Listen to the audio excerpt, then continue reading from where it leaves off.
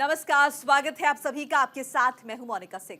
प्रधानमंत्री नरेंद्र मोदी ने आज देश के दक्षिणी हिस्से से गगनयान मिशन के 4 टेस्ट पायलट्स के नाम का ऐलान, जिनके हाथों में देश के पहले अंतरिक्ष उड़ान मिशन गगनयान की होगी। इसके साथ ही पीएम मोदी ने गगन की प्रगति की समीक्षा की और अंतरिक्ष यात्रियों के नाम का खुलासा किया। गगनयान मिशन के तहत अंतरिक्ष जाएंगे, भारत की शान बढ़ाएंगे। देखिए रिपोर्ट।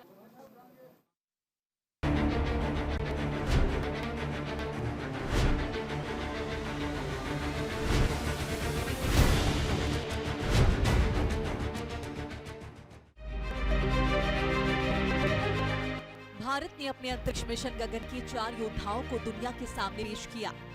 पीएम मोदी ने चारों अंतरिक्ष यात्रियों के नाम का खुलासा करते हुए बताया कि अंतरिक्ष में ज्ञान मिशन की जिम्मेदारी इन चारों अंतरिक्ष यात्रियों पर है। यही वो देश के 4 अंतरिक्ष यात्री हैं जो गगन में भारत की शान बढ़ाएंगे। हालांकि अब ये चारों अंतरिक्ष यात्री देश के पहले मानव अंतरिक्ष उड़ान मिशन गगनयान के लिए प्रशिक्षण ले रहे हैं। देश पहली बार अपने 4 गगनयान यात्रियों से परिचित हुआ।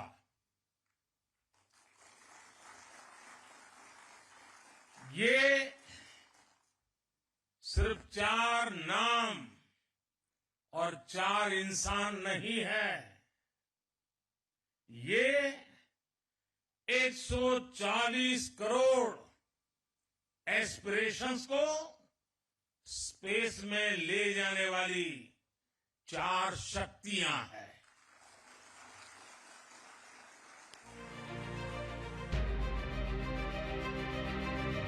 इस दौरान पीएम मोदी ने विक्रम साराभाई अंतरिक्ष केंद्र में चारों अंतरिक्ष यात्रियों को अंतरिक्ष यात्री पंख प्रदान किए।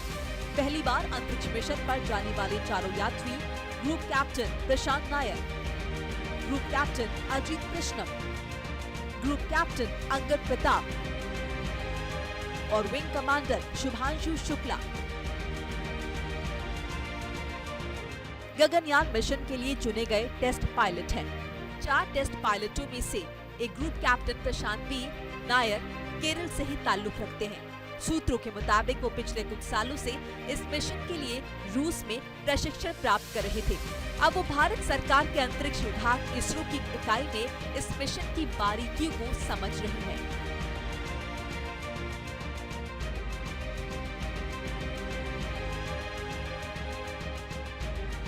चारों टेस्ट पायलट को सभी फाइटर जेट्स उड़ाने में महारत हासिल है। हर तरह के फाइटर जेट्स की कमी और खासियत जानते हैं ये। इसीलिए इन चारों पायलट को गगनयान एस्ट्रोनॉट ट्रेनिंग के लिए चुना गया। इनकी रूस में ट्रेनिंग हो चुकी है। फिलहाल बेंगलुरु में एस्ट्रोनॉट ट्रेनिंग फैसिलिटी में ट्रेनिंग चल रही है। बता दें कि गगनयान मिशन के लिए सैकड़ों पायलटों का टेस्ट हुआ था।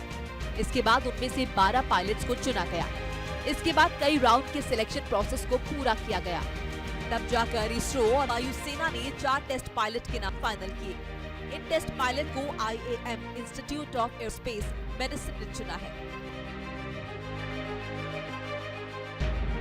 रूस में ट्रेनिंग के दौरान इन चारों टेस्ट पायलट्स को कई स्टेज से गुजरना पड़ा। रूस में इनकी training green research cosmonaut training centre GCTC में हुई, जहां भारतीय वायुसेना के पायलट्स को स्पेस और स्पेसक्राफ्ट पर नियंत्रण की बेसिक जानकारी दी गई। इसके साथ ही सभी पायलट्स को सर्वाइवल ट्रेनिंग की।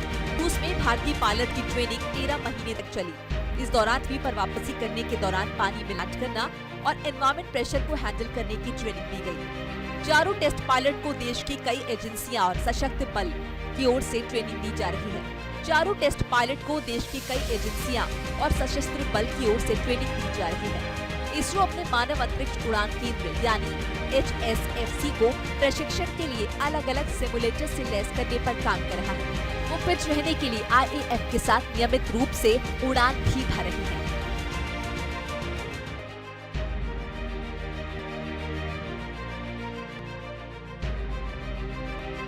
गगनयान मिशन भारत से जरूरी तो है, साथ ही गगनयान मिशन टेस्ट पायलट के रूप में जुड़ना 4 पायलटों के लिए काफी रोमांच से भरा पल रहने वाला है।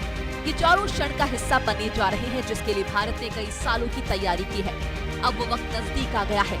इसरो की इस कामयाबी के साथ भारत दुनिया के उन चौथे देशों की सूची में शुमार हो जाएगा जिनका अंतरिक्ष में अपना स्पेस सेंटर है।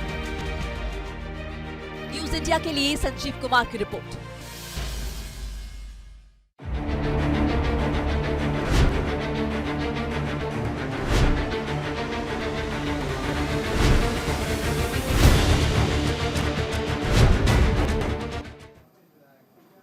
और फिलहाल वक्त हो चला है एक छोटे से ब्रेक का, फौरन हाजिर है। ब्रेक के बाद आपका स्वागत है। भारत चांद और सूरज के बाद एक बार फिर अंतरिक्ष में अपनी धार देने के लिए तैयार है। प्रधानमंत्री मोदी ने अंतरिक्ष पर एक खाका तैयार किया है, जिसके तहत 2020 तक भारत चंद्रमा पर इंसान को भेज सकता है, जबकि 2047 तक अंतरिक्ष में अपना स्पेस सेंटर बना सकता है। एक रिपोर्ट देखिए।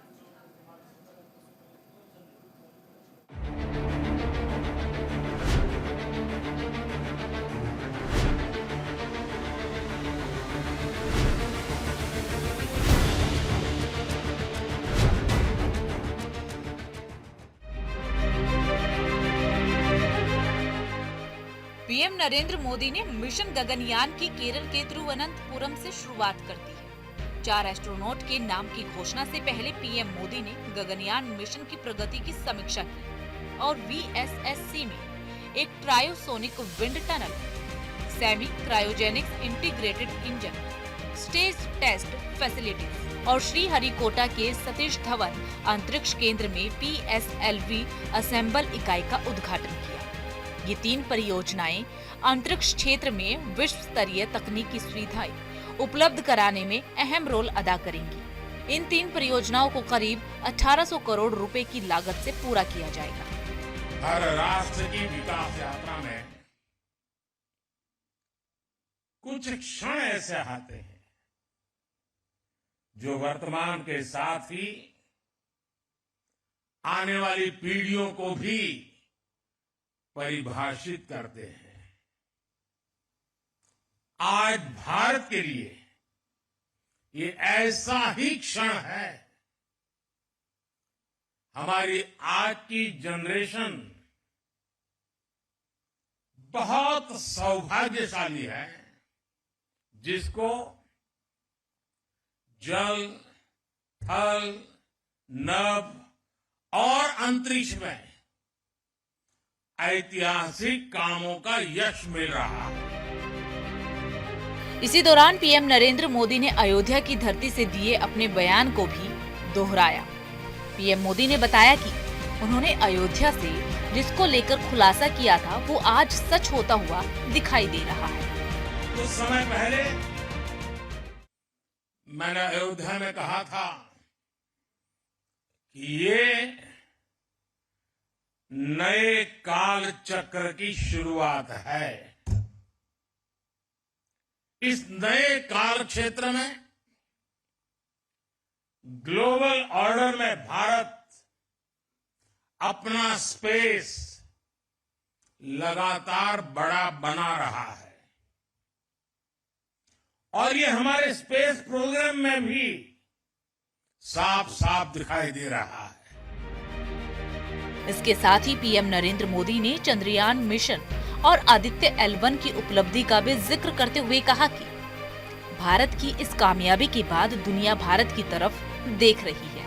भारत ने पिछले कुछ सालों में एक ऐसी उपलब्धियां हासिल की हैं, जिसके चलते विश्व में भारत एक नई शक्ति बनकर उभरा है। भारत चंद्रमा के दक्षिणी ध्रुव पर पहुंचकर दुनिया का पहला देश बना। भारत वो पहला देश बना जिसने चंद्रमा के साउथ पोल पर तिरंगा फहराया।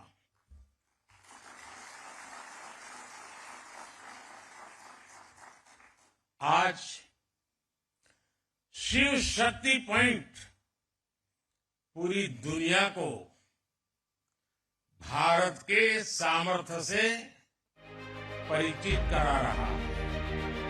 पीएम मोदी ने नए भारत का सामर्थ्य बताते हुए दुनिया को बताया कि इस बार भारत अपने बल पर अंतरिक्ष में कदम रखने जा रहा है। इसीलिए ये भारत के लिए सबसे बड़ी उपलब्धि है। दरअसल गगनयान में इस्तेमाल होने वाले ज्यादातर इक्विपमेंट भारतीय हैं। मार्स ऑर्बिटर मिशन में भी कुछ ऐसा ही देखने को मिला था। हालांकि उस समय भारतीय उपकरण इस बार की तुलना में कम थे। 40 वर्ष के बाद कोई भारतीय अंतरिक्ष में जाने वाला है। लेकिन इस बार टाइम भी हमारा है, काउंटडाउन भी हमारा है और रॉकेट भी हमारा है। मुझे गगनयान के बारे में भी विस्तार से जानकारियां दी गई, अलग अलग इक्विपमेंट के विषय में जानकारी दी गई, उनके ऑपरेशंस के विषय में बताया गया। मुझे जानकर बहुत अच्छा लगा कि गगनयान में यूज होने वाले ज्यादातर उपकरण मेड इन इंडिया है। और फिलहाल वक्त हो चला है एक छोटे से ब्रेक का। बने रहिए न्यूज इंडिया के साथ। ब्रेक के बाद आपका स्वागत है। चंद्रयान और मंगलयान की कामयाबी के बाद भारत अपनी उपलब्धियों में एक नया अध्याय जोड़ने जा रहा है। पीएम मोदी ने तमिलनाडु से इसका ऐलान भी कर दिया है। उसके बाद इंतजार बस उस घड़ी का है जब इसरो एक बार फिर अपना हुनर दुनिया को दिखाएगा। इसरो जिस तरह चंद्रयान मिशन के जरिए भारत को गर्व महसूस करने का मौका दे रहा है, वो वक्त फिर लौट आया है। देखिए।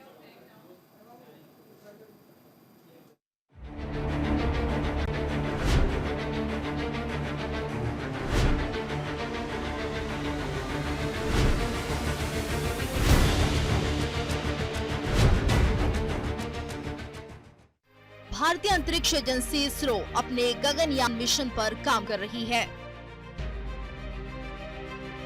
चंद्रयान और आदित्य L1 की सफलता के बाद ये मिशन इसरो को और ऊंचाइयों पर पहुंचाएगा। गगनयान भारत का पहला मानव मिशन होगा। इसरो ने गगनयान मिशन के लिए तैयार CE-20 क्रायोजेनिक इंजन का सफल परीक्षण भी किया। गगनयान मानव अंतरिक्ष मिशन के लिए LVM लॉन्चिंग पैड के क्रायोजेनिक चरण को शक्ति देता है। इसरो के मुताबिक पहली मानव रहित उड़ान LVM-3 जीवन के लिए पहचाना गया CE-20 इंजन सभी जरूरी परीक्षणों से गुजरा है। अब मिशन के अगले चरण के लिए इसरो पूरी तरह तैयार है और पीएम मोदी ने आज से इसके संकेत भी दे दिए हैं। गगनयान मिशन विकसित भारत के मानव अंतरिक्ष उड़ान कार्यक्रम का एक महत्वपूर्ण हिस्सा है। इस मिशन में 3 अंतरिक्ष मिशन शामिल हैं। इन 3 मिशनों में से 2 मानव रहित होंगे, जबकि एक मानव युक्त मिशन होगा। इस मिशन के तहत टेस्ट पायलट दल के सदस्यों को 400 किलोमीटर की कक्षा में 3 दिनों के मिशन के लिए लॉन्च करना और उन्हें सुरक्षित पृथ्वी पर वापस लाना है। आपको बता दें कि इसरो ने इस मिशन की टेस्टिंग पिछले साल ही की थी। इस मिशन में HSFC यानी ह्यूमन स्पेस फ्लाइट सेंटर का अहम योगदान है।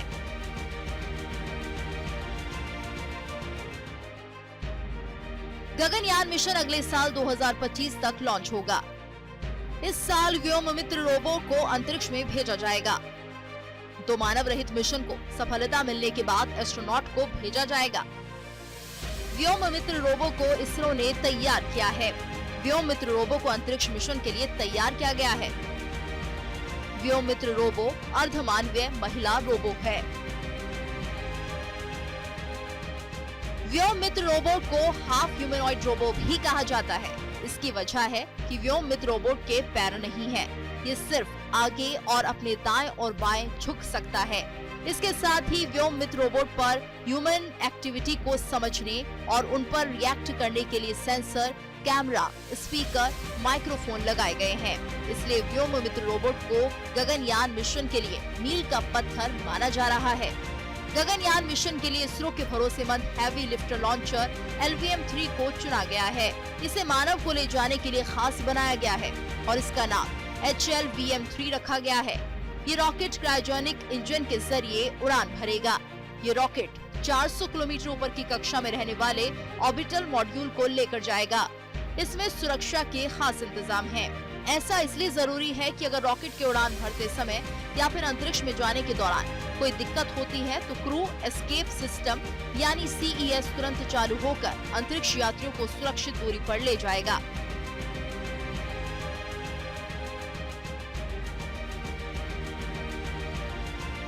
अपने पहले मानव अंतरिक्ष मिशन के लिए इसरो पूरी तरह तैयार है।